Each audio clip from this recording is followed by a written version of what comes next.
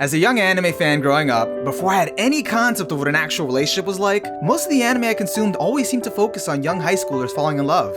I would light up as the lead male and female develop feelings for each other, and then would shake my fist in frustration when they awkwardly struggled to confess said feelings. And after being on this roller coaster for the entire span of the series, I would feel this glorious satisfaction when I finally saw them kiss. Normally this would be after the plot was resolved, and then the show would end at this point, almost as if that was meant to be that sweet icing on the cake. Over the years, I would go on to watch this formula play out over and over again, and never got tired of it. Hell, I even caught up to the Akatsuki no Yono manga because I can't wait to see these two fucking characters get together already.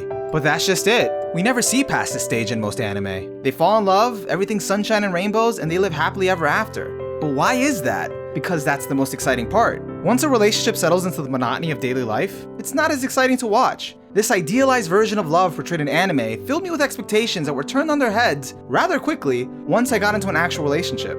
And while I've experienced what it's actually like to be with a real person with all its ups and downs, anime has for the most part stayed the same. That's why when I watched Wotakoi this season, I was pleasantly surprised. It gives us a look into mature relationships between characters with distinctive personalities and hobbies. You've got Koyanagi Hanako, the intense and overbearing cosplayer, who's paired with Kabakura Taro, a closet otaku who likes to hide his emotions. Then you've got Momose Narumi, your bubbly anime manga otaku, who's paired with Nifuji Hirotaka, a shameless and stoic gamer otaku. The four of them work at the same company, and the show follows their silly exploits as otakus trying to function in the working world, while also focusing on their lives and how they handle their relationships. The goal for every person is to find people that accept you for who you are, and if you're an otaku, you really just want people to understand why you love waifus, why you're crying about that fictional character's death, why you subject yourself to long lines at an anime convention, and most of all, anata no gengo de kiku yorimo jimaku yomu no ga suki na ryu.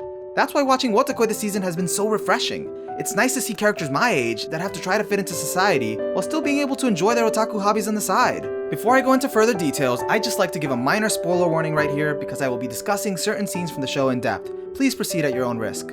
Getting back to Wotakoi, you get an interesting contrast between the two couples, with Kabakura and Koyanagi being the long-term couple, and Momose and Nifuji being the new couple. The show actually subverts our expectations because the latter couple gets together right from the very first episode, and this subversion continues to happen in the rest of the show through the characters' interactions. Narumi and Hirotaka are together, yet she openly admits that she prefers Kabakura's face. In the same way, Koyanagi reveals that Nifuji is her ideal type, which is something I will come back to later. While Koyanagi and Kabakura pretty much have a set dynamic, Hirotaka and Narumi are trying to figure out how a relationship with a fellow otaku works. The way the show goes about it is charming because the characters are likable and their unique personalities really help them play off of each other and give them a dynamic that's amusing to watch. It's a nice change of pace to see a show where relationships are established and we can just enjoy seeing the couples hanging out and having fun. In doing so, the smaller, more intimate moments are greater highlighted. As the show captures so well, there are times when we don't understand each other. You might not get why your boyfriend spends so much time playing video games or what your girlfriend finds so fun about cosplaying.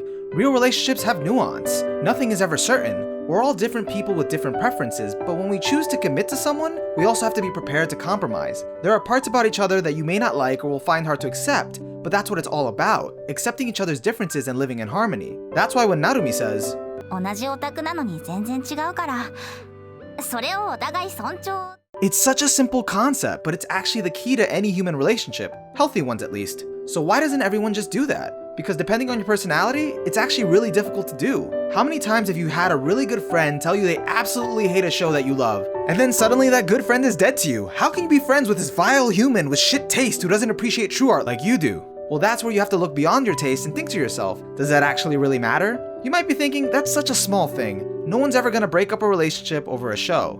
You may be right, but this same type of situation actually applies to many bigger, more hurtful conflicts.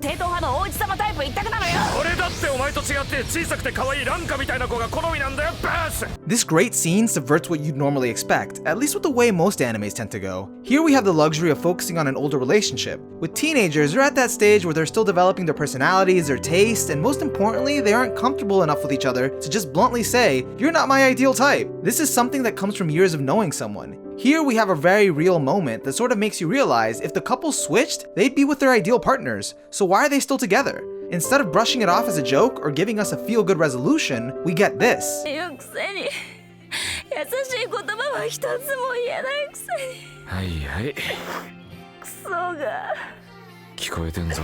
At first you might be like, wait, they didn't resolve anything. But in reality, this is so telling of the relationship they have. These are two characters who have trouble openly expressing their feelings for each other and are constantly trying to one-up each other. Even when they're embracing, they're still complaining about each other. But what matters isn't the words they're saying, but rather their actions. He could be with his ideal type if he wanted to, but then it wouldn't be the person he loves, and that person is her. These are two people that have somehow managed to form a relationship, and this is just their unique dynamic. It's not picture perfect, at times it can be frustrating as hell, but the point of their relationship is that they're still invested enough in each other to make it work. This is also illustrated with Hirotaka and Narumi. 楽だからそんな理由で一緒にいるんじゃなくて好きなことしてる時のなるみが This scene represents what lies at the core of a mature relationship. When we're younger and more immature, we'll get together with someone because we're attracted to them and love that feeling we get when we're around them. However, the problem with that is that it's conditional. It's based on how it makes you feel, not the other person. And over time, that feeling fades. That's why most young couples tend to break up when they run into trouble. When you can honestly say that you just want to see the other person happy, that's when it becomes less about you and more about them. Hirotaka already harbored feelings for Narumi, but he always looked from afar, letting her do as she pleased in the hopes that maybe one day she might turn her gaze toward him. The only reason he proposed that they should date is because she looked really unhappy, and all that's ever mattered to Hirotaka is seeing her happy. We don't get a chance to see much of this in anime because they're not built to delve that deep into relationships. There's either too much else going on in the story or the characters are still growing up. The characters are real in this anime, and I hope we get to see more animes that aren't afraid to take us past the initial stage of love and are comfortable exploring what it really means to be in a relationship. As for me, anime didn't really prepare me for a real relationship, but because of anime, I was able to establish great relationships with people I cherish and I can share my hobbies with. Sure, anime gave me expectations that messed with me for a long time, but once I let go of them and embraced the idea that relationships are what you make of them, things just became infinitely better. When we fall in love, we're not falling in love with objects, we're falling in love with people. From what I've learned, even if they're totally not on your radar, if you can find someone that you can be your truest self with, and being with them can't help but put a smile on your face, then why settle for an ideal? Thanks for watching. As always, if you like this video, let us know by smashing that like button. And if you want to stay up to date with all of our latest content, then hit that subscribe button. And once you do, ring the little bell next to it so you can be notified of when our next video goes up. And if you've got any romance animes or stories you'd like to share with us, or even if you're just looking for advice, let us know in the comments below. Because after all, what do we know? We're just nerds.